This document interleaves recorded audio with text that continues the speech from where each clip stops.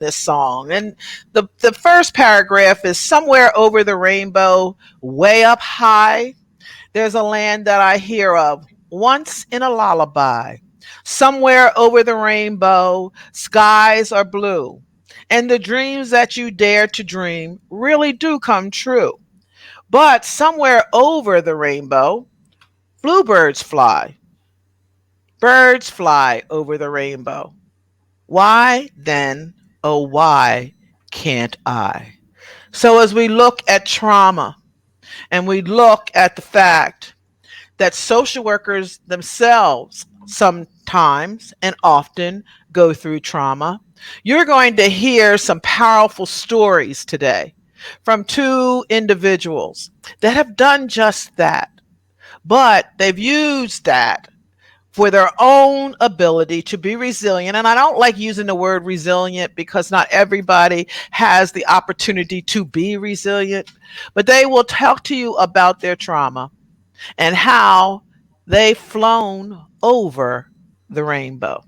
Now, this has, in fact, been a busy week. So, our Essential Chats with MIT is becoming also commercialized. And so, first, I'd like to tell you that NASW at this moment in time is seeking nominations for several national elected leadership positions. It includes the president elect, the secretary, the member at large, the MSW student member who has the same rights and privileges as the president elect and as myself. We're also looking for directors from Region 5, which is Metro DC, North Carolina, Virginia, and West Virginia. Region 7, which is Alabama, Florida, Georgia, Puerto Rico, South Carolina, and the Virgin Islands. Region 11, which is Arizona, Louisiana, New Mexico, and Texas. And Region 12, which is Alaska, Colorado, Guam, Hawaii, Idaho, Montana, Nevada, Oregon, Utah, Washington, the state of Washington, and Wyoming. We're also looking for individuals to serve on the National Committee for National Leadership, and that is from Region 2, which is Connecticut and New York City. Region 7, which I've mentioned before, Alabama, Florida, Georgia, Puerto Rico, South Carolina, and the Virgin Islands. Region 10, which is Arkansas, Kansas, Kentucky, Missouri, Mississippi, Nebraska, and North Dakota, Oklahoma, South Dakota, and Tennessee. Now, leadership matters. And there are numerous things that we're going to talk about today. We need our leaders at NASW. Now is the time to put your own name in nomination or someone that you know. Again, you can self-nominate yourself. If you want to serve, please put your name in. Now, we've extended the date to November the 26th. But I want you to pretend right here and now with me that the date it's due is November 19th, which is when you get off this call today, nominate yourself immediately. And there's going to be some reasons why I tell you as I go over how busy my week was as NASW president. So again, nominate yourself. November the 19th. 2021 was the original due date. We need more applications than we've ever had before. Because as you're going to learn today, more is going on for social work than we've ever had before. So please put your name in nominations. Please step up to the plate. Everyone can do this job. It is just taking and going out and reflecting on what our vote, what all of the membership would like us to do. Now, I said this has been a busy week for me.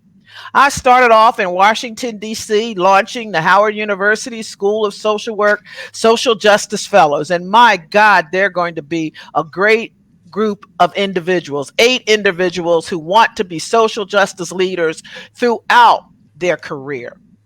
Then I sat down and did a podcast with my British counterpart, the British Association of Social Workers. And Chantel Thomas and I talked about the role of allyship.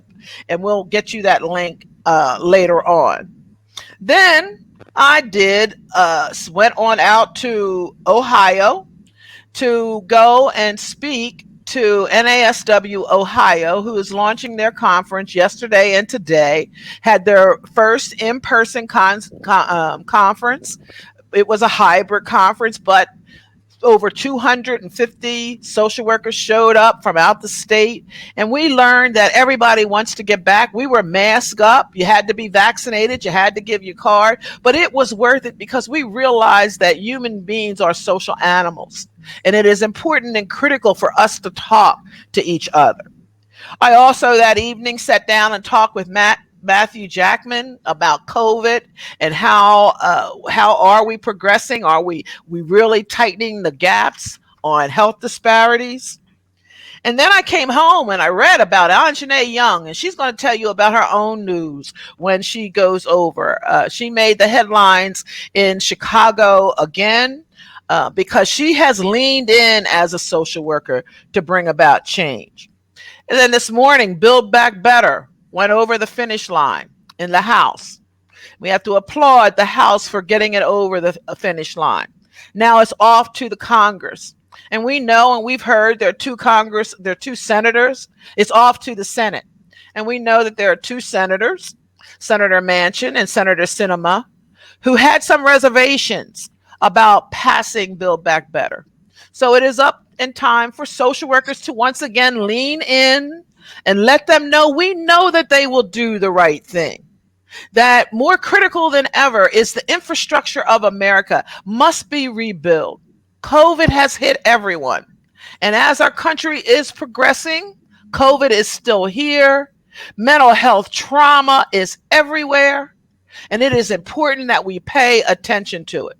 So, as social workers, it's important to respectfully send to both of those senators the fact that we know that they will stand up and do the right thing, not because they're Republican or Democrat, because it's the right thing to do for our nation. And then finally, just a while ago, we received the fact that Kyle Rittenhouse was found not guilty on all of the charges. A young man who came from another town with a gun strapped to his back that went into Kenosha and killed individuals. Today he walks away. He walks away with a jury saying that he did nothing wrong. Wow, this is America. We know we're waiting for Ahmaud Arbery for the same. We're waiting for a vote to come back. Social workers, if you don't think you should run for NASW, if you don't think that you should be here with your voice, I don't know what other time in history you are waiting for. We must join NASW. We must be at the forefront on the front lines, and we must always push that message of social justice for all. So with that said, it's been a busy week. I am so glad that we're going to find a president-elect because I have the right to sit down and just become a member, right? And I need someone else. I have a year and a half left. I can't wait to work with a president-elect. All right. So now it's time for me to introduce our guest. We brought two individuals here. Carrie Anne is the first individual that I am going to introduce to you. She is a social worker. Currently, she is working on her PhD at the University of Southern California. She's a national speaker, a facilitator, a motivational speaker, a published author, a screen and play writer. She obtained her education through the University of Maryland with a focus on education and psychology. She has a master's degree in education, training, and facilitation. She also has a master's degree in social work from the University of Southern California. But she has experienced trauma. And Carrie Ann's going to come in and talk to you about being a victim of domestic violence, partnership trauma, violence. And she's going to tell you her experience. Let's just have a rule right now. Any questions we asked, that either Carrie Anne or Anjanae feels uncomfortable with, they have the right to say, I don't want to answer that question. And we will probe, but we are not in therapy. So we will ask them to share with what they feel comfortable with. We also have Carissa Proctor, who I'm going to bring on first before Carrie Ann comes on, to kind of set our stage, because we don't want you to think that Essential Chats with Mid is just chats. Carissa does the research that is necessary, does a focus group that is necessary, because we do not believe in the Wikipedia approach. We believe in starting. It's going to the literature. So Carissa, I introduce you. Hi, thank you so much for having me. As she stated, we did do some research specifically on this topic, so I'll start off with the domestic violence piece. On average, nearly 20 people per minute are physically abused by an intimate partner in the United States. During 1 year, this equates to more than 10 million women and men. 1 in 4 women and 1 in 9 men will experience intimate partner violence. 1 in 7 women and 1 in 25 men have been injured by an intimate partner. 1 in 15 children are exposed to intimate partner violence each year. 90% of these children are eyewitnesses to the event. Moving on to police brutality and violence. When looking at the races and who this affects mostly, we found that Black men and boys face the highest lifetime risk of being killed by the police. Our models predict that 1 in 1,000 Black men and boys will be killed by the police over their life. 36 and 81% of Native Americans will also suffer these effects similarly. Latino men and boys also face a very extreme high risk, about 53 per 100,000. When looking at women, Black women and Native women are the most affected by police violence. The estimate is between 2.4 and 5.4 Black women and girls will be killed by the police over the course of the year. Thank you, Carissa, for those facts. And Carissa has assembled a fact sheet that all of you are able to, our listening audience, download and look at. So, Carrie Anne, let's kind of talk about what you've been through and where you're going. Awesome. Thank you so much for having me on this platform. Mitt, it is an honor to be here. Just to share a little bit of my story, and this is a snapshot. So my domestic violence story, I would say, actually began in college. I married my college sweetheart. I had never been exposed to domestic violence before, didn't know what it was, didn't grow up seeing it, was not in a home where domestic violence was perpetrated, but I had a very sheltered upbringing. I was the only child with my parents. And so in college, I met someone, began to date, and as our relationship progressed, I began to experience the first stage, that isolation, where essentially everything I did became problematic. And because I really loved this individual, and I think that's one of the things we really have to understand about domestic violence, and the barriers to leaving toxicity. Sometimes the victim really loves their batterer, right? And so I was in a relationship with somebody who is my first love, and we loved each other.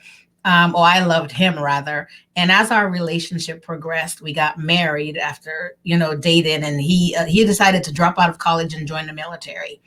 And so now we're a military family stationed overseas, away from my family.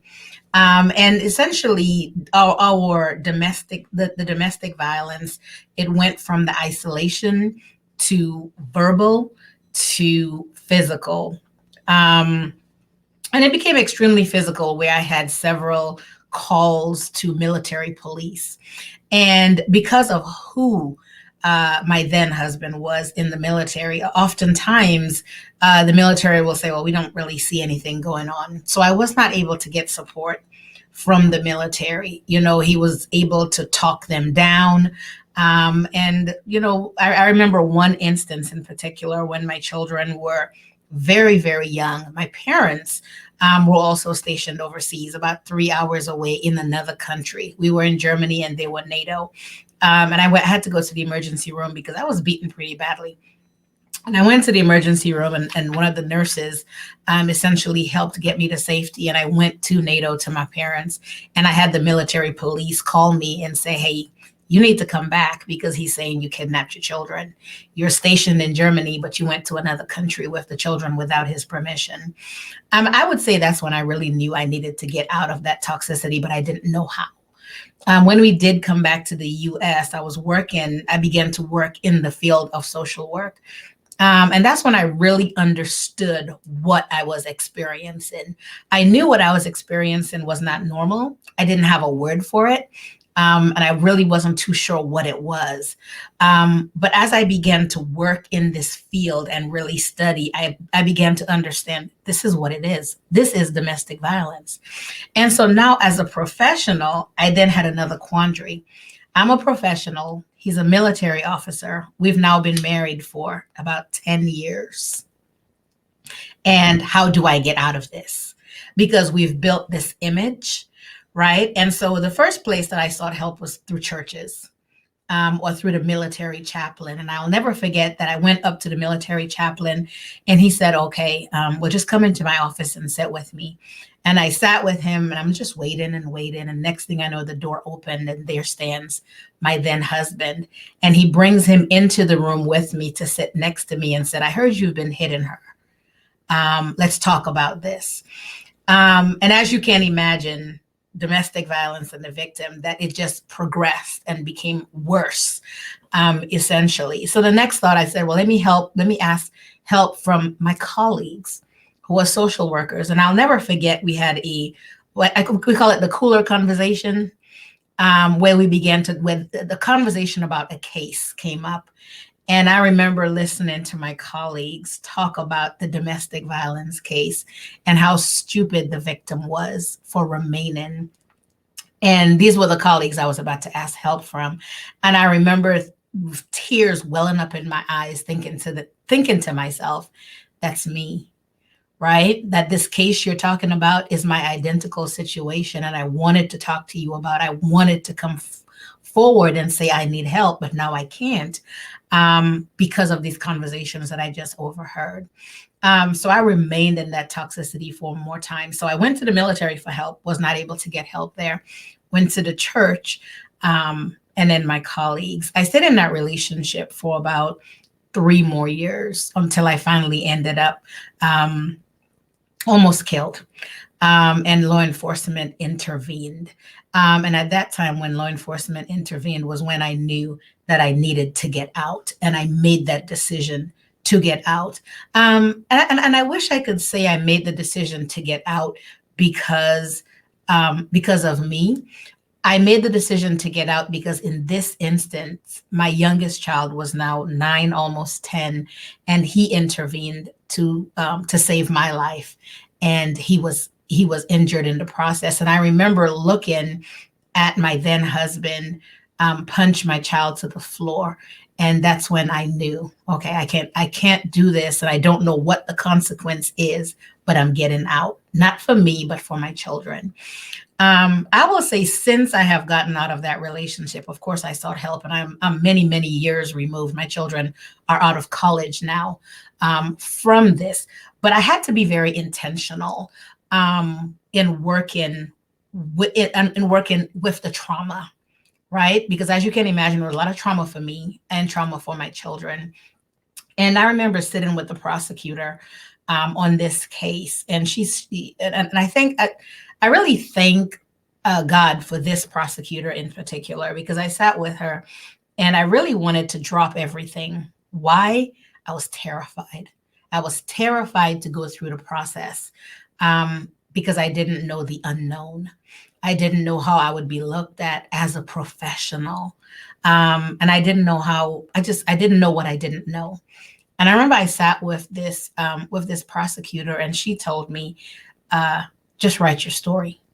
It was the victim impact statement. And she said, I just want to know your story. And I remember I began to write from the very first time we met in college. And I think when I stopped writing, I had written about 12 pages of trauma from college and each of the years because I'm an avid journaler. So I kept journals of the trauma I had experienced over the years, and writing it was a release. And one of the things that I know, because I was educated, because I had access to resources, because I had parents who had financial support, and I knew how to start over. But I began to meet individuals who came to me at different speaking engagements because I was very intentional about not being silent, because I knew that there were other professionals who lived in toxicity, but they also had the same fear that I did, and they didn't know how to get out. So I was very intentional about speaking. And in that intentionality, I began to meet so many people who had the same experiences. And so I created a program within a police department, particularly for domestic violence, teaching law enforcement how to respond to trauma. And I would say that the program is still in existence. And we've had negative experiences with law enforcement. I would say, but that particular police chief in that particular police department really wanted to learn and understand trauma. And I also began to do training with the military. And so in my speaking, I have decided to use different skits and plays and facilitation. And I even wrote a film about the trauma. And so that, in the essence, again, is a snapshot of my domestic violence experience. But the trauma is something that I still see so many professionals, because every time I speak at every conference, I have professionals who still come to me and they say, I just don't know. This is my story, or this is part of my story. I'm just not too sure how to get out of it or how to be so transparent, because I don't know what I will be looked at as in the profession. So I think as professionals, we have to be very intentional in giving each other grace, as well as really listening, really practicing what it is that we preach as social workers, and understanding where we all meet each other on I guess on our journeys. And I think that that's probably the most poignant part of my journey, for me, is the ability now to be intentional, to speak out about the trauma, but also be intentional in helping others heal from the trauma. And the way that I do that is through facilitation. And I use skits in my facilitation to really demonstrate what does domestic violence look like in isolation, in those very beginning periods when you're just dating, because nobody goes on a date and expects to be hurt and stays in that relationship. So in my facilitation and my conferences, I'm really, really intentional in breaking down what that looks like, using live dramatizations throughout the facilitation of what the beginning stages and the growing stages, and even all the way to a fatality, might look like. And then how do we deal with the trauma? How do we unpack all of the trauma that we experience as professionals, but then continue to work in the profession as well? Wow, Carrie Ann, I want to thank you for sharing your story. I know that it's never easy to share your story. So from the bottom of my heart, I appreciate that. And I know that our listening audience, I encourage you to put questions in the chat so that we can speak more in depth with Carrie Ann when we come back. I would like to now introduce to you Anjanae Young.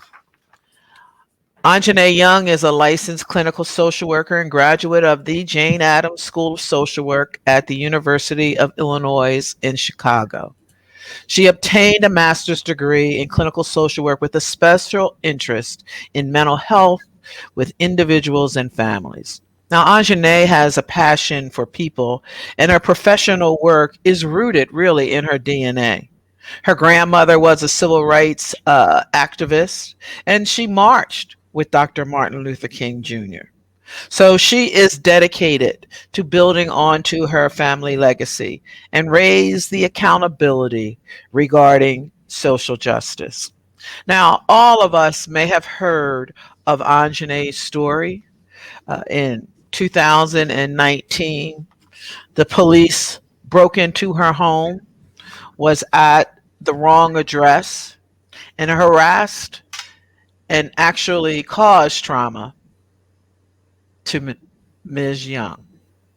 Now, I reached out to her a while ago just to give her the support from the social work community. And I remember us talking, Anjanae, about how do you use something like that to help other people. And so we're going to have Anjanae tell her story. Her story continues till this day. She was just in the press either yesterday or the day before with the news. But again, Anjanae will tell her story from her perspective. Please listen carefully, and then we'll ask questions. Anjanae? So first, I would like to say thank you to Auntie Mitt, as I like to call her fondly, and NASW just for initially reaching out and letting me know that as a social worker that I was being seen and heard from my community. That means so much to me. And then I just want to thank them for reaching out to me.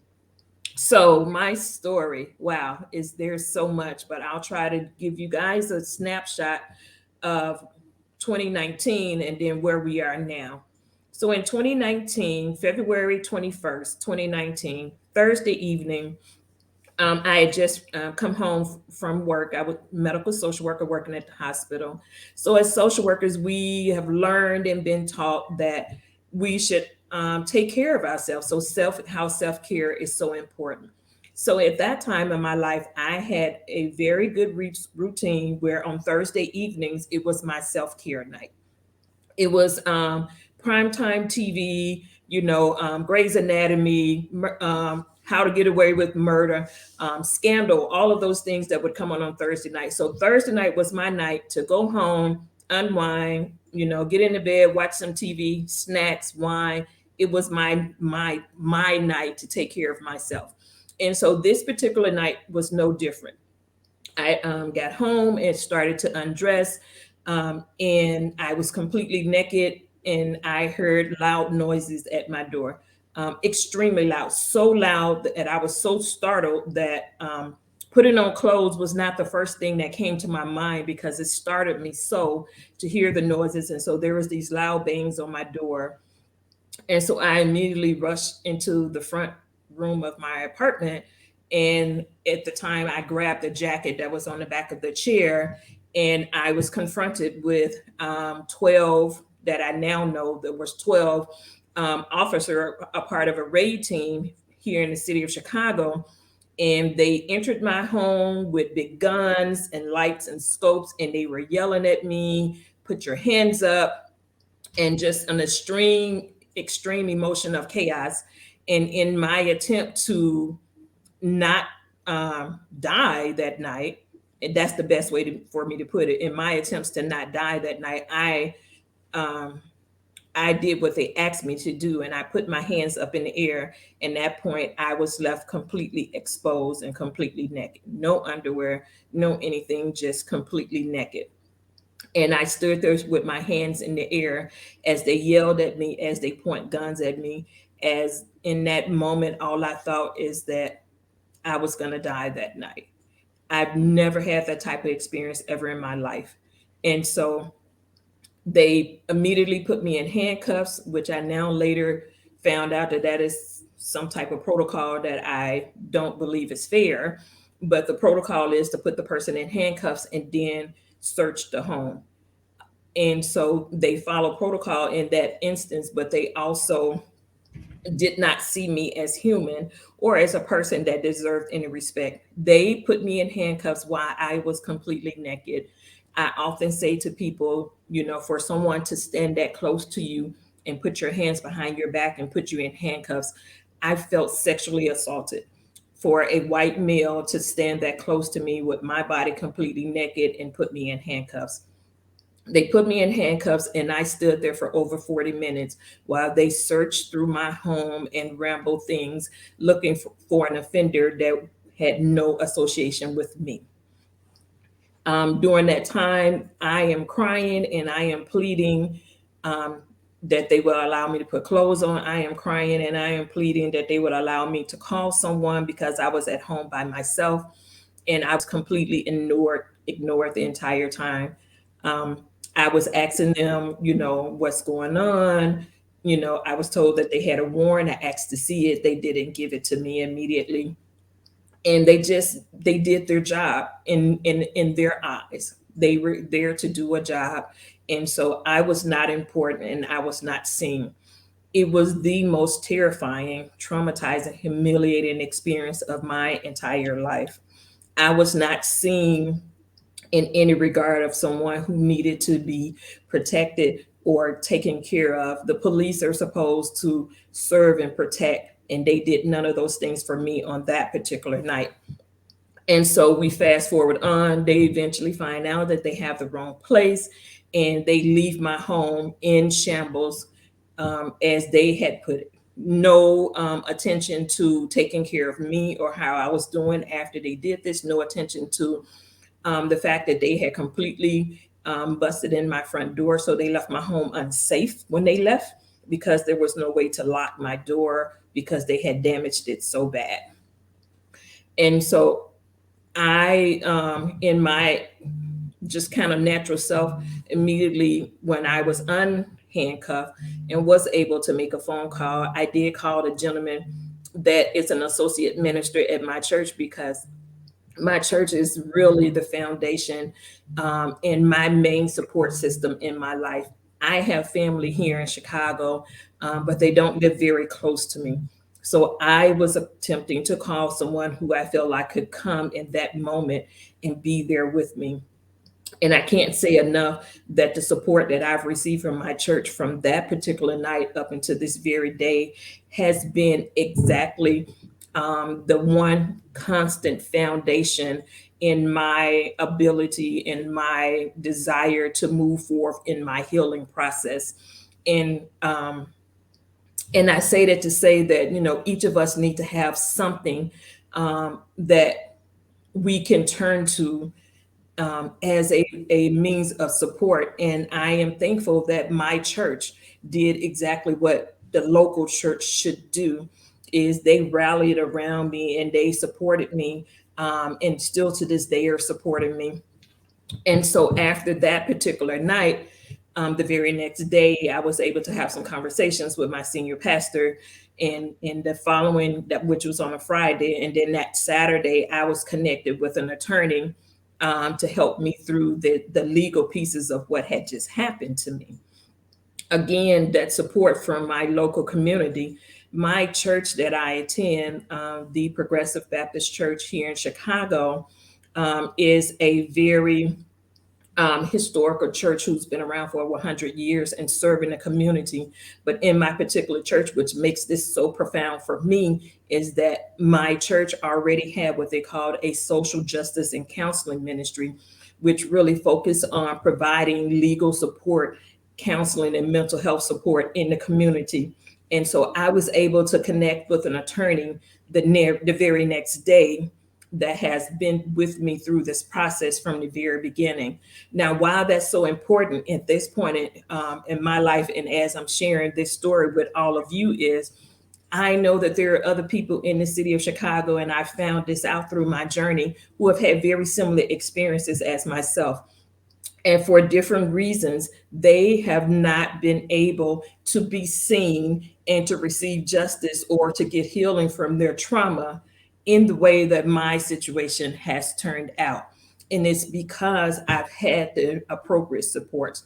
It's because as a social worker, because of my social work training, I understood the things that I needed for that situation to move forward and to begin to heal. Not everyone has that initial internal or access to knowledge or support that they need to move forward in a situation like this. And so I am committed to sharing that with others, because if you know what you need and the resources there, it gives you a better opportunity to be successful in your healing journey. But there are individuals here in the city of Chicago, and I'm sure in other places, that does not have that type of support or resources available to them immediately. I mean, and when I say immediately, because I am a social worker, I was already connected to a therapist just for my kind of overall mental health in the profession. So when this situation happened to me, I was able to reach out to my therapist and say, hey, this happened. I need to see you right now. And I was able to get an appointment with her within days, when we understand that the mental health systems and the lack of services in Chicago and everywhere, it's so strained when it comes to resources, that someone who says that they want to go see a therapist will not have access to a therapist within 24 or 48 hours the same way I did. I count that or attribute that to my social work training and the fact that I was already connected. I know that there are many people who will not speak up or are afraid to speak up because of the lack of support. And being able to have a attorney who already works in type of cases such as this to be connected to me within 48 hours. I understand that that's not a resource that everyone has, but I want to share my story and say that if you're here in the city of Chicago, I'm committed and dedicated to supporting and helping and providing that knowledge to individuals, so that someone in my situation can have access to those resources as needed. Now, as my journey continues, I spent a lot of time, and I say I, just my legal team, because at this point we move forward to 2020. My incident has happened, and it's kind of like quiet. Nothing is happening legally. Nobody's talking about it. Nobody knows who Anjanette Young is. And then we have the story of Breonna Taylor that happens in March of 2020. My situation was exactly the same as Breonna Taylor, with the one caveat that I now live to tell the story. Very similar incident. And the world exploded around Breonna Taylor, as rightly we should. That when they found out what happened to her, and it's so sad that she had to lose her life in a situation like this. But for me, that trauma started all over for me, because I was like, that happened to me and nobody even knows who I am. The city of Chicago has not even acknowledged that they have done anything wrong to me. And so it was in that moment that I began to talk to my legal team, like, we have to do more. I need to do something about this. I felt like that I would not survive if I didn't do something about it. The sheer fact of feeling invisible to the men who were in my home that night, and then the silence that came behind it because I couldn't get my story heard, was compounding my trauma in a way that is unexplainable. And we eventually got to a point where we were connected with a news media here in Chicago, CBS2 Chicago, and they had done a series of stories that of situations that happened just like mine, but nobody really knew anything about it. These families were harmed in the same way that I was harmed, and no one knew, or their stories didn't make national news, and it didn't trend on Twitter and things of that nature. And so I was committed at that point that I could no longer be silent, and that I needed my attorney to do more to push this issue. And so we went to CBS2, and we requested that they would do a story for me. And we did. And, it was a long journey, some things that happened. So I say this in the best possible way. The city of Chicago is super corrupt. And I have learned firsthand what that looks like in my own journey through this process. And fighting a corrupt system, an organism that has been operating this way for decades, compound my trauma even more. Imagine having to fight a large system like the City of Chicago Police Department and city government, and then also trying to find a way to heal from the trauma that has been put on you is unexplainable. I went through things like FOIA requests, which is the Freedom of Information Act, which every person is supposed to be allowed to request that information and have it given to them. I was blocked from having that information for several reasons from the city government. One reason was it was an ongoing investigation. They just did not want to give me the information that I needed to fight my case. And so I'm going to fast forward a little bit. So my attorney goes into federal court and he files a lawsuit. And that lawsuit really was more about gaining information that we couldn't get any other way. We were able to secure the body cam footage through that case. That case was dismissed in federal court. And then we worked with CBS2 Chicago to release the body cam footage. Now, there are a lot of legal things behind the scenes about whether or not we were legally allowed to do that. But we made a decision. I made a decision. My attorney received the body cam footage and he asked me if I wanted to see it. And I told him no, because I couldn't even imagine watching myself in that space. We hired experts to review the video and put it, digitize it and make it available to media. And then I had to make a decision. And it's one of the hardest decisions that I ever made in my life. I had to make a decision, one, to look at the video, and two, make a decision to show it to the public. Now I'm taking my most traumatized situation, my most vulnerable moment of my life, and saying, share it with the whole world. There was a purpose for doing that, because I knew that it would be the only way that I would be able to speak up and share my story and get some justice for myself. But it was also a decision that was the hardest thing. I never wanted to do that. And we did the story. And when the story aired, it went national, it went international. So many people saw this story. And so now the entire world has now seen me, Anjanette, at my most vulnerable moment of my life. I can't even tell you what that meant for me. The video itself was about 8 minutes long. I watched a minute of a half of it. That's how much of it I could take in. So I can only imagine the trauma that other people may have experienced with watching it as well. But it was a very strategic move because I refused to be silent. And so now I'm moving forward in this process. In December will be 2 years that the body cam footage was released. If we make it into February with this case, February will be 3 years that I have had this experience. And it has not been an easy journey, but has been a necessary journey. Necessary in the sense that, because, for lack of a better word, my life was the perfect storm to expose the city of Chicago in a way that no one else has been able to do. And the fact that I was committed to the journey, even though it has been hard every step of the way. There have been things that have happened over the last 3 years because I agreed to share my life, expose myself in a way that has changed how things are done here in the city of Chicago. And I thank God for the opportunity to do this. And it's only because of my faith in God that I have the strength and the power and the support to do so. But also, let's not forget that as a social worker, it's rooted in me as a child or a grandchild of a civil rights grandmother who I saw fought for systems back in the 50s and 60s, in the 70s and the 80s. As I grew up, it was destined for me to take this role, despite how harmful that it was for me and continues to still be.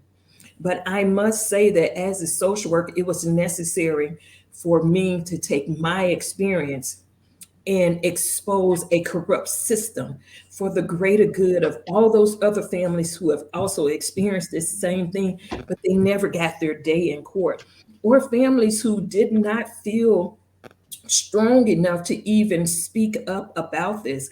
Not everyone will have the strength to expose themselves in the way that I did. Not everyone has the strength to speak out. But for me, the speaking out is part of my healing. I can't be silent, and I refuse to be invisible, because that night they made me invisible. That night they took me all the way back to slavery, when women stood on auction blocks completely naked, and white men stood there and looked at them, and only looked at them in the sense of what this woman body could do as it relates to for me. Not in the sense that she was a woman or that she should be respected. They took me all the way back to that point of standing completely naked and exposed in front of 12 white men. And they silenced me when they didn't respond to my cries. They silenced me when they refused to give me answers when they were in my home that night. And so I refuse to be silent. I will continue to speak about this as much as I can, and in every space that someone gives me an opportunity to do so. And what has happened recently in the news this week is, because of what I have done, the city of Chicago has an independent investigator who did an investigation of my incident, and they have now recommended discipline action for 8 of the 12 officers who were in my home, 2 which have been actually put on no work, no pay status. That has never happened in the history of Chicago. So my ability to step forth and be in this uncomfortable space is making change for so many people.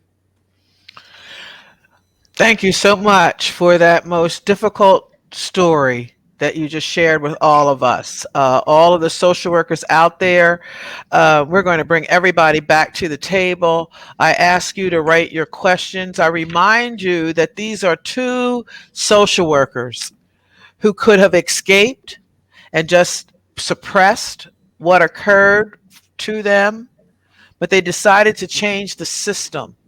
And they're continuing and are dedicating their lives to helping individuals, starting where the person is. That is so critical when you learn in social work. Start where the person is.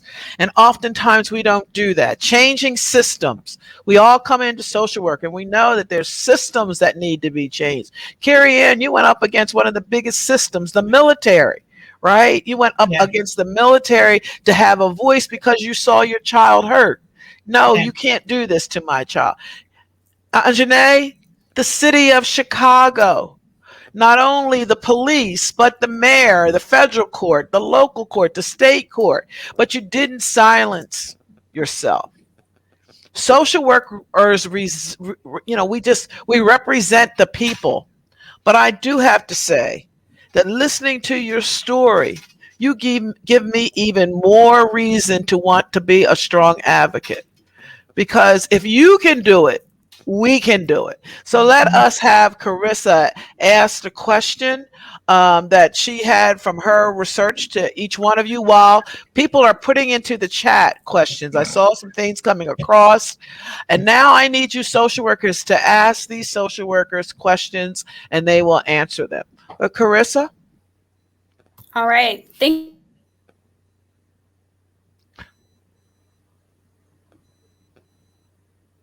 Can we hear Carissa? Oh, hi. Okay. Thank you both for sharing such powerful stories. I really, really appreciate that. And I liked, listening to you and just feeling so impacted by the both of you. So a question that I have for both of you is, what is the one thing that you want social workers to know?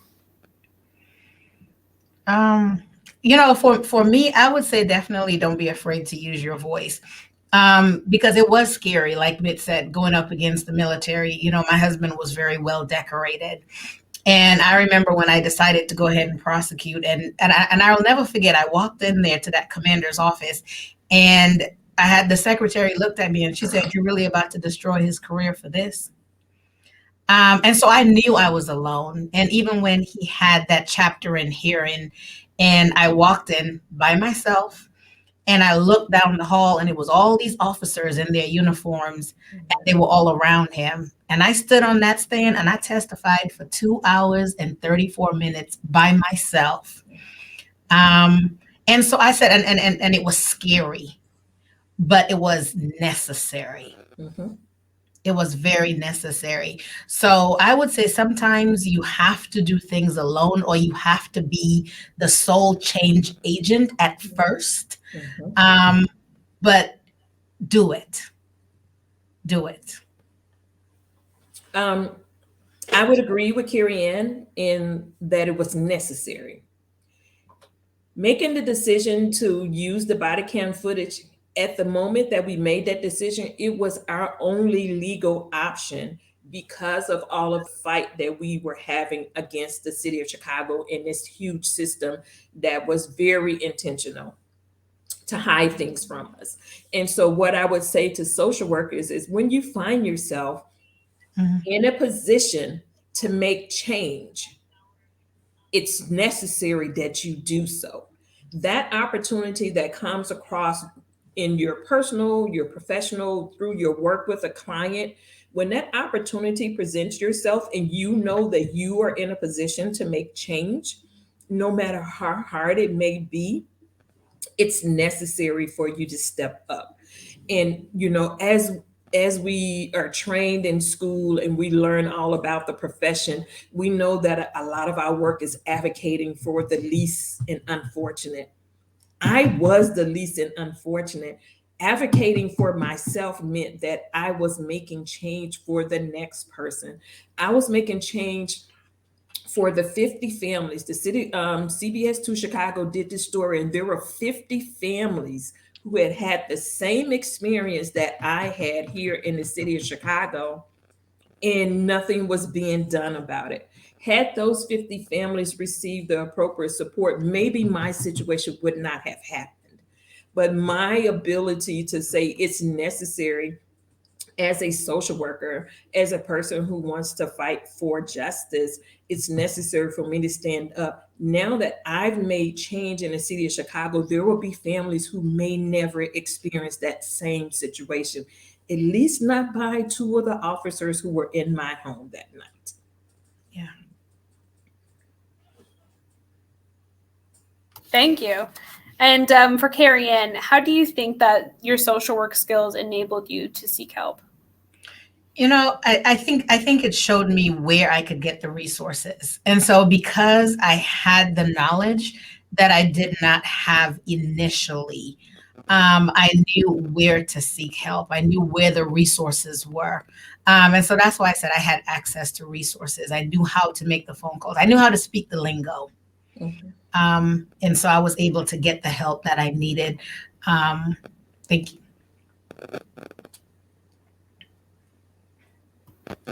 And for Anjanette, how do you think that social workers can use their voice to create change? So as social workers, we're all either we're in school or we're working in arenas, in spaces where we, because of our profession, we're seeing things that through a lens that other people are not seeing, right? We're trained to see trauma in a different way. And so we can use our voices by speaking up in whatever space we're in, whether you're a student, whether you're working in a community-based organization, whether you're working in private practice. Your voice, you can use your voice to be heard. And you don't have to have a huge platform to use your voice. Use your voice in the space where you are. When you're sitting in a meeting and you're hearing something that you know that is harmful to the clientele that you're working with, using your voice by speaking up. Maybe you're not bold enough to speak up in that meeting, but when you leave that meeting, you should be going and having conversations with someone to say that we need to do better. Speaking up in your personal circles, right? So we all have personal circles. And I imagine that when people saw my story come across the news, that they all had conversations in their personal circle about what they were seeing. For every social worker that saw that story, you have a responsibility, even in your personal circles, to talk about the trauma that you witnessed when you saw that story. Help your personal, your family, your friends, your girlfriends, your sorority sisters, your fraternity brothers. Help them to understand what trauma looks like when they see what happened to me on that screen. Help them to see me as an individual, not a Black woman who is now a victim of the city of Chicago. I refuse to be a victim. I have decided to make this narrative my own. I will tell my story my way, and I am not a victim. I am not a survivor. I am someone who will advocate. I'm an advocator. I'm a leader. I'm an activist, and I will use my voice in every way I can to show up in any way that I can. Wow, thank you for those positive and powerful responses. Do we have any questions from our listening audience that we'd like to share? My question is for Mitt and Carissa. What support is NASW providing to advocate for the passage of the Anjanette Young ordinance in Chicago, the City of Chicago Council, City Council?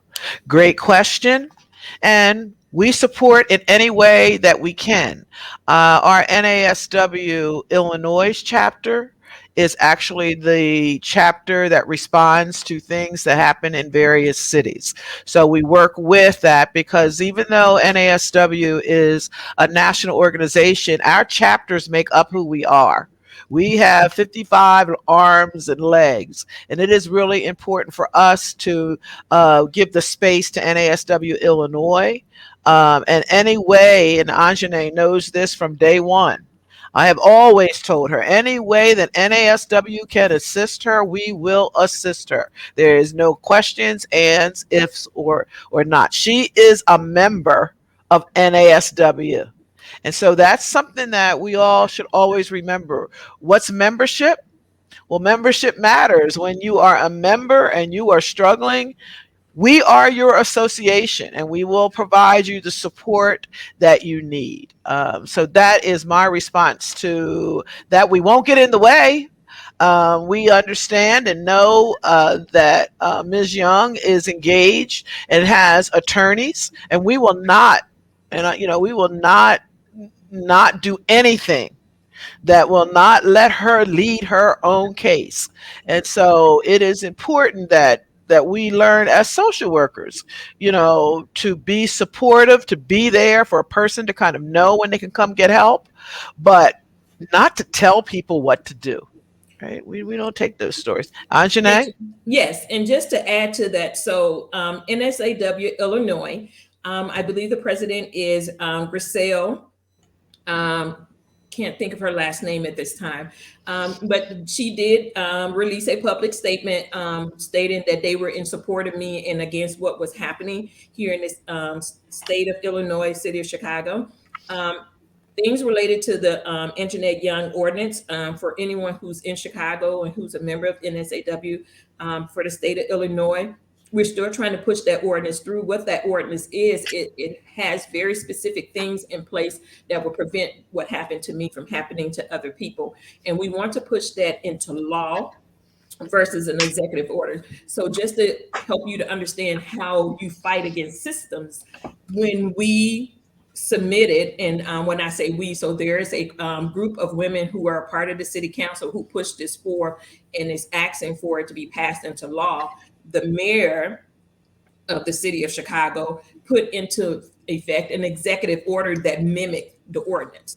Now, what does that do for us? In the right now, that executive order is great. And it means that there are some immediate things that are happening because the mayor put the executive order in place.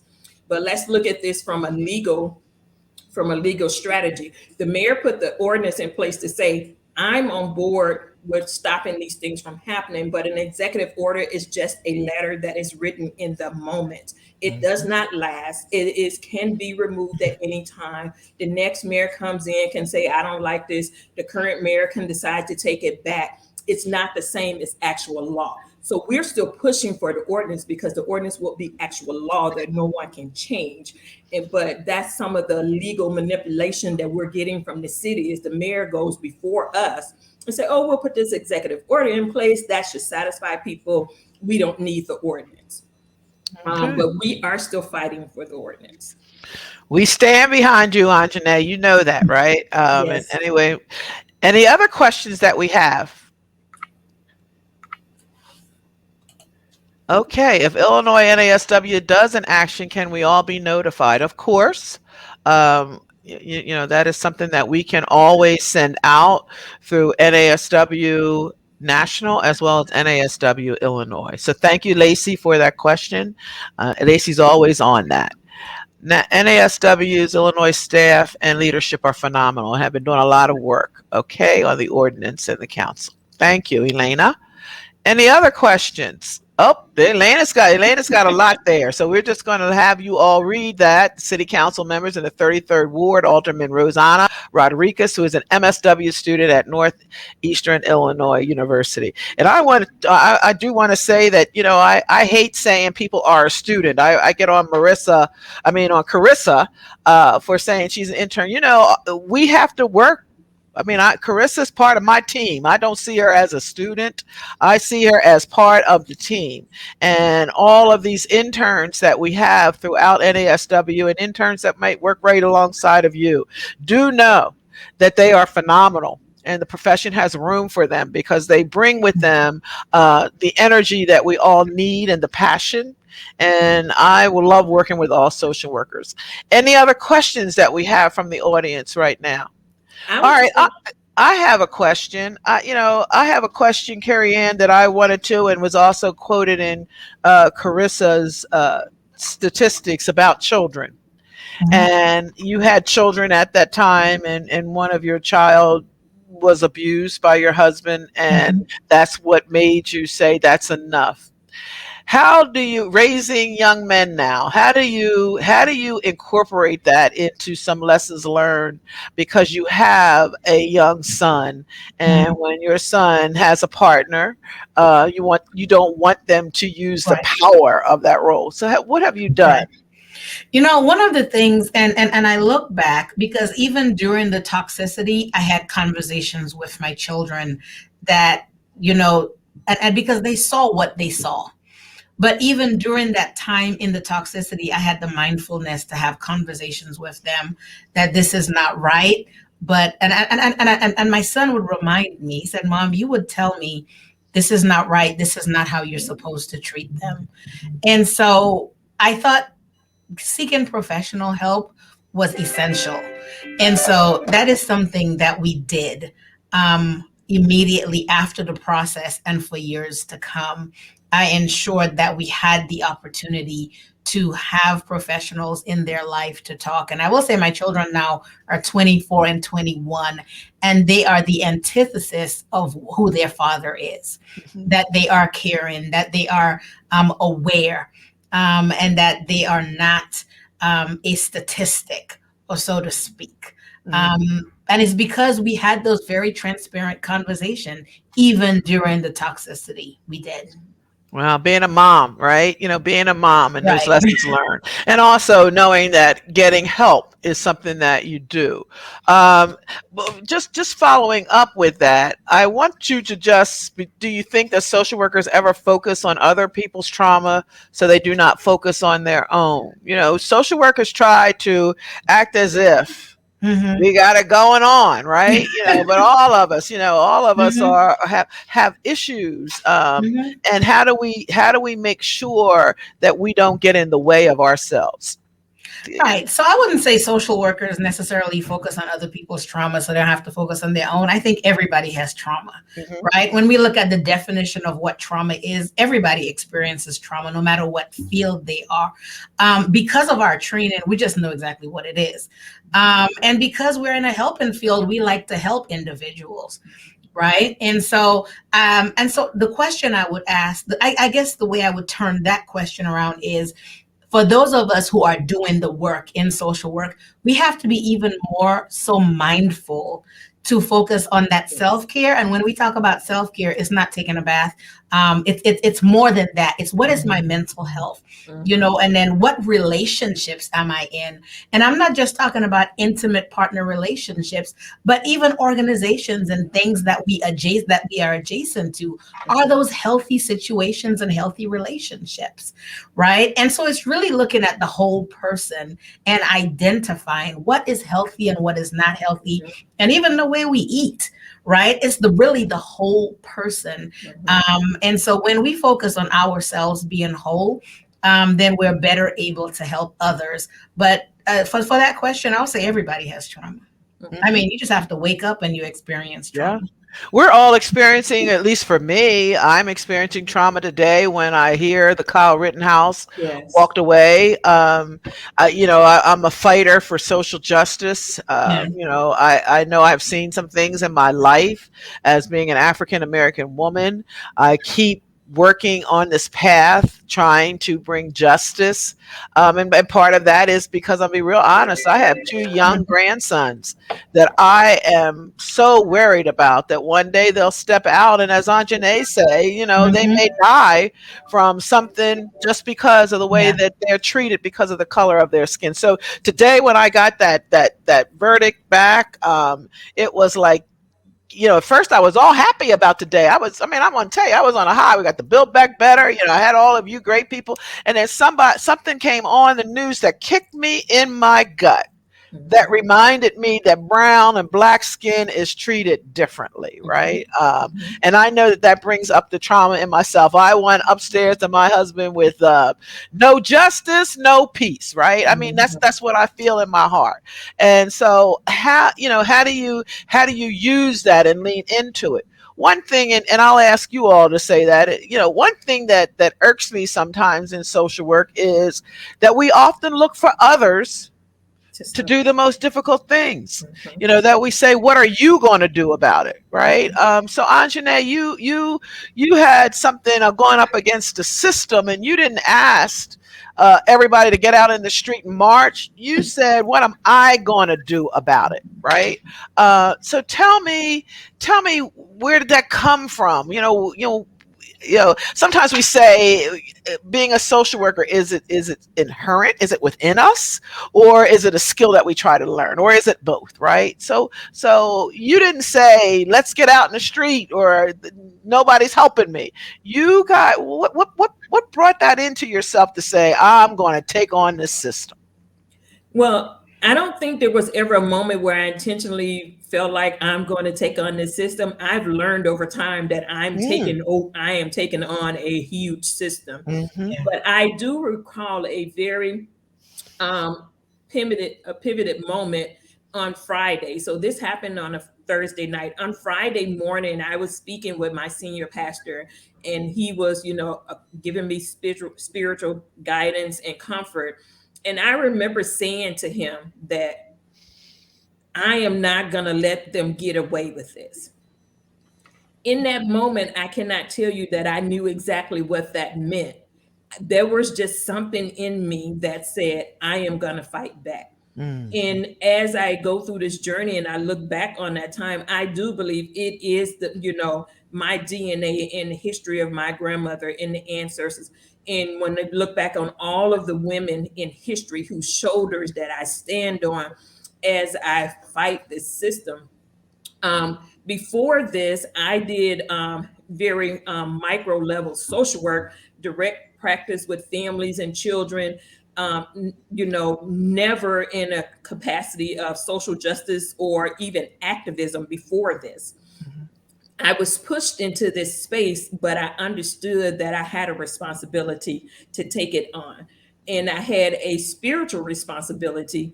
God allowed this to happen to me for a reason. My faith tells me that nothing is done to us that is not allowed by God. And I struggle spiritually with understanding why that this happened to me. Because as a single woman who lives by herself, I pray against the very thing, right? I want to be safe in my home. I want to be safe when I'm out and about. And now that was taken away from me. And so I struggled with, where was God in that moment? And I've now gotten over that and saying, and my pastor said it to me, but it's one thing to hear someone say, God was there. But I didn't feel like God was there in that moment, even though now I can realize that and say God was there because I'm not Breonna Taylor. I didn't die that night. Right. God spared my life that night for the very reason that I'm sitting here today, that he's using me as the instrument to do things differently and better and to speak up for a community or a population who cannot speak up for themselves, does not have the strength to speak up for themselves. And just my profile and my background put me in a space to do this where some other people may not, right? There was nothing that the city could use against me. I had no criminal record. I wasn't someone who was living in a very bad neighborhood. I didn't have a boyfriend that hung around and did drugs and had guns. They didn't have that to use against me. So for lack of a better word, I was this perfect person to stand up and say, enough is enough. And there was nothing that they could hold against me to fight me from doing this very thing. Yeah, one thing we've learned from the Kyle Rittenhouse verdict is, they were two white men that he had killed, right? But they were fighting in Kenosha for justice. So how important is it to realize that advocacy in social work practice is critical? No, it is not about one's color of their skin, right? All social workers, no matter what race you are or what ethnic group you represent, you have the duty and the responsibility to bend that arc of justice. And there is a lot of risk taking. I do not want to minimize that. Yes. When you hit the streets, those two young men that Kyle Rittenhouse killed had no idea that could happen to them, right? We do know Matthew Joyner and on all of those, when we had the Mississippi Summer Projects, there were people from every ethnic group that fought for voting rights. So as social workers, would you say that social workers have the responsibility to fight for the rights of others? I would say yes. Yeah. When you make a decision that social work is where you want to be, right? When we all go to school, that first year of bachelor's, we're not sure. We think we want to be social workers, and we get into it for a little while and find out that this is what we really want to do. Once you step into that space and say that this is what I am, you have a responsibility to hold up all of the core values of social work. And advocacy is one of those things. And not to say that I was never an advocate, just never in this space or in this way. But now that this responsibility has been given to me, I have to step up there to say that I'm a social worker for the community. Because, that was the frame of the story, the social worker, right? That was the frame of the story. So for me to be framed in that space to the world, I had to have a history that people understood, right? So I was always a social worker before this happened to me. I will continue to be a social worker now, and just in a different way as I move forward, because it's who I am. It's what I own as a professional. And so I have a responsibility to my practice. Okay. Carrie Anne, you said the same thing about social work, right? When you got on that stand and you were in the social work profession, you not only represented yourself and telling that story, you represented social work. How do you represent that now? And I love the piece that you said about what social work needs to do and be reflective. And when we I tend to go to the problem solving method. I've learned that I'm a systems theory person. It's in my bones, but you can't treat part without looking at the whole. I firmly believe that.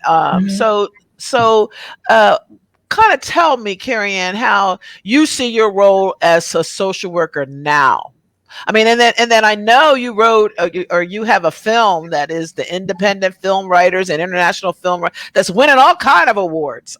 So kind of tell us about that as well.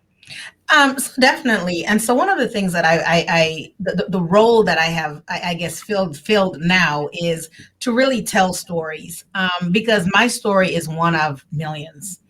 Right. And so since I have been speaking, I have found that there are so many people who have experienced trauma. I'm talking about social workers, but our stories, a lot like Anjanette's, are not really told. And so it started really as a stage play. I really wanted to educate. I had just spoken on the Crimes Against Women conference in Dallas, and I spoke to quite a large population of individuals. And I remember leaving that stand, and several people who came up to me said, "Wow, that's my story," or, I wish my client could hear you.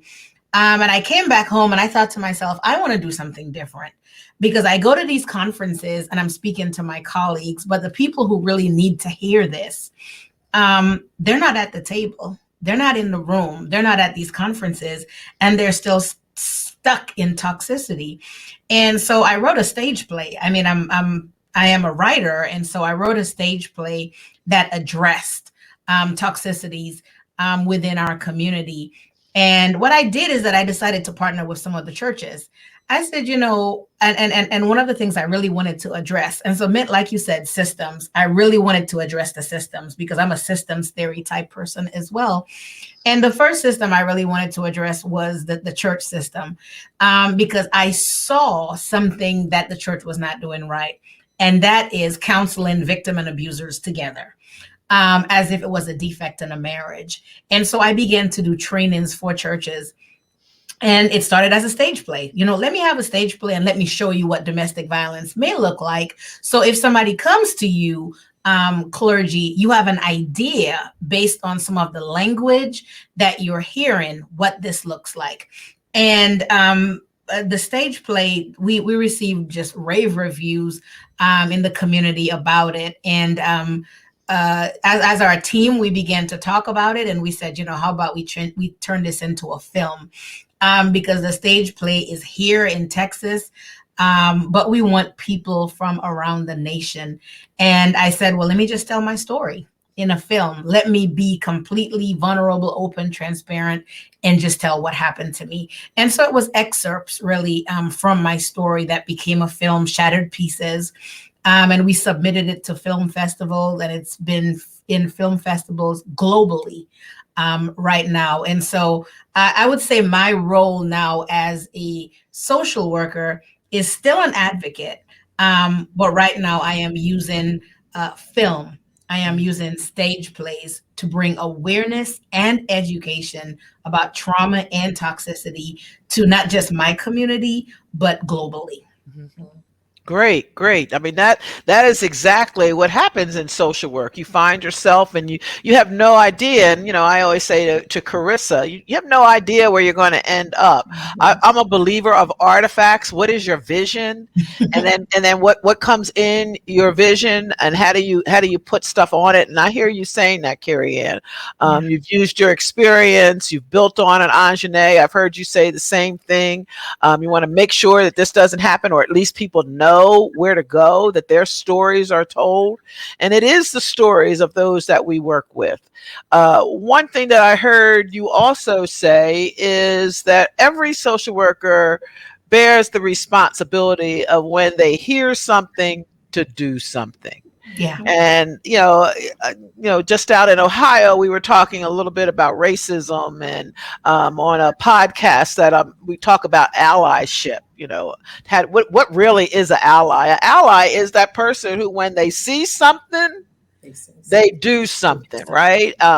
And that is something that I'd like each of you to speak of, the allies that have come in your life, not trying to tell your story for you, but have been there, and make sure that even when you're not in the room, that your story gets told for you. Can you kind of talk about that a little bit, Anjanae? I'll start with you, and then Carrie. I know we're getting ready to wrap up, so this might be an opportunity for you also to add your wrap up statement, Anjanae. Yes. So I would absolutely say that I've had allies from different arenas in life.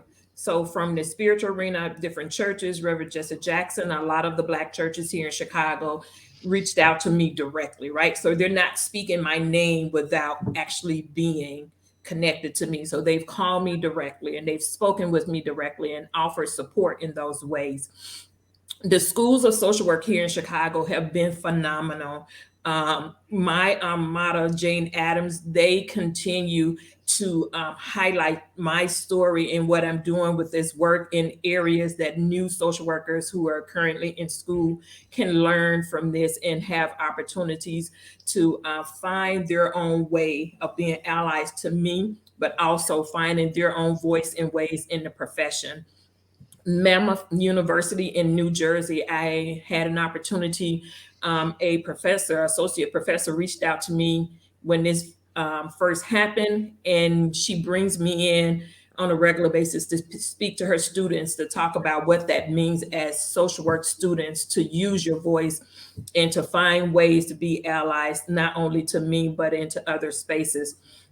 And I would say my one unusual ally that I am so grateful for is my media team. I call them my media team, but CBS2 Chicago, Dave Savini and CBS2 Chicago have been the best ally that I could have. They listened to my story from the very beginning. They believed me from the very beginning, and they have done everything in their power to push this story, to keep it forefront in the media. I'm on that station all the time. They are speaking not about me, but they're speaking about the system that I'm fighting. Mm-hmm. And so I can't say enough how thankful that I am that they allow me the exposure and the platform that is needed to talk about this in a way that reaches a large audience, not just for me, but for everyone who understands and has been victimized by the city of Chicago or the Chicago Police Department. Thank you so much, Anjanae. Wow. Kerry-Ann? Wow. And I say, I too have had unlikely allies. I went back to the systems where I felt failed, and created programs for change. And that is the police department. And my unlikely ally was that police chief, who believed, in social workers. And he had me create a program that is still being sustained so that law enforcement could learn more. And that is something I hope that we can see grow nationwide. I also went back to the military where I have trained, soldiers, incoming soldiers, on what domestic violence is, on what it looks like, and how you report. And I also train churches. And so I have those three systems. I have become unlikely allies. I've spoken with different city councils as well. And I'm just very intentional about, teaching the next generation on how to advocate. And then when you see something, say something, speak up, and really, really practice self-care. Yes. So I am very intentional about teaching all social workers to ensure that you are taking care of self. Yes. Thank you. Thank you so much. Carissa, as we get ready to end up, this is Carissa's getting ready to go on her break. But she has definitely worked on the show and done a ton of research as a student, who not only wanted to learn a little bit more about herself, but wanted to make sure that our program is one that meets the standards of everyone. Carissa, what is something of your lesson learned today? I think when you were all talking about allies, I just was starting to think about, who has been an ally for me. And I thought about this one woman. She was my coworker. She's no longer with the agency, but she didn't know that I was listening. She didn't know that I was in the room, but I actively heard her address with upper management the issues that we were having as people of color. She said, I think that you guys don't really view their opinions the same that you view my opinion. And I wonder why that is. And, she didn't have to do that. She didn't have to take the time out of her day to really stand up, because even as a woman, it was hard for her to stand up in general. Mm-hmm. And I just thought about how, she didn't know I was listening. And that really made me think about, how I speak and how I stand up for other people, even when I'm the only one in the room. Yes, the role of social workers, the why you wanted to be a social worker in the very beginning. And so what I heard today is when there's an opportunity to make change, it is necessary to do so, right? It is necessary to make the change, and that sometimes you will be the only voice in the room. But you must do what is necessary. The sole change agent is really important to kind of remember. Whether in a role like myself as president of NASW, or a role as a worker who is working with individuals, you always speak up to make it a better place, right? And that's not a better place because, again, I go back to my dad, who always told me, you are no better than anybody, but Mhm. nobody is better than you. Mhm. And that is the most important thing. The rules that we have in our society are there, but darn it, social workers, you need to examine them, lean into them, make the change where it is necessary. Don't be afraid of your job. So too many people get caught up. Well, I can't say anything because of my job. I guarantee you, if you speak up, it will be a better place. And that's not where you want to work anyway. If it's a system that perpetuates all of these things. So I want to thank both of you. I want to thank you, Carissa. I think this is a really good show. I hope that people out there will not only listen to it, but share it with Mhm. others, because just like Carrie Anne said, all social workers out there are struggling in some area. We all face trauma. The mental health of America right now is in crisis due to COVID. We've all lost people. 765,000 people have died across the United States. Do you wear a mask? Don't you wear a mask? Do you get a shot? Don't you get a shot? Is a police officer that pulls you over, is he going to hurt you? Is he not going to hurt you? Is the military, the person that I married, like, whoa, what just happened here? All of these questions need helping professionals such as social workers to help people process that. So I want to thank you for the show. I want to remind people again about what Carrie Anne said about self-care. And we're going to do a show in December, on December the 9th. And it is about self-care and social work, how to integrate it into your practice and into organizations. How do you make assessments with the great Dr. Jay Miller out of the University of Kentucky that has a lab of self-care. He's going to come on, and we're going to have our own Dawn Hobby talk to you about the code of ethics and what that means and why self-care came into that. So do not miss that show on December the 9th. The holidays are coming, and that brings stresses. And it's not like, let's just go to the gym for a day. Trying to incorporate self-care means you have to develop a plan and begin to integrate it into yourself. It's also time for leadership to step up. We talked about November the 19th, which is the day that ends the time for NASW to have a call for leadership. I need somebody on to take on the next essential chat with the next president. Who's that going to be? But you don't have to do a chat. You can do something different. So I ask you to really go online and submit your name. Although that has been extended to the 26th. I want us as social workers, I know how many social workers I know, and we're so busy and we wait till the last minute. Well, today is your last minute. So get that in for these particular positions. You can always put NASW regional map and it will tell you the regions. Again, I went over that earlier, but don't sit out by the sidelines. Don't think that you can't do this job. Everyone has the ability. All of us learn systems theory.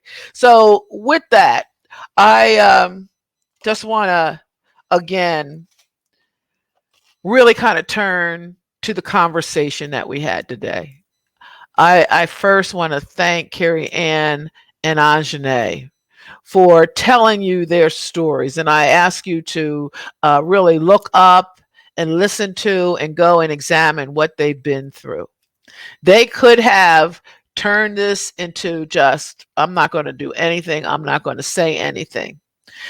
They did not take on the shame that some people come on, right? And as Anjanae, I refuse to become a victim.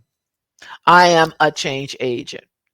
That is why all of us came in to social work, is we refuse to allow this country to go down a path where it makes victims of people due to their color, their race, their age, their income, their abilities, and even their life circumstances. When a powerful system makes a mistake, they don't even apologize. The police never apologize to Anjanae. didn't help her put back her things in her house that were disarray or fix her door that night. The military kept asking and pressing for Carrie Anne. You don't want to ruin that person's career when that person was ruining her life and her child's life. So the role of social work is a difficult task, but it's a task that we know that you are all up for. And so we encourage you.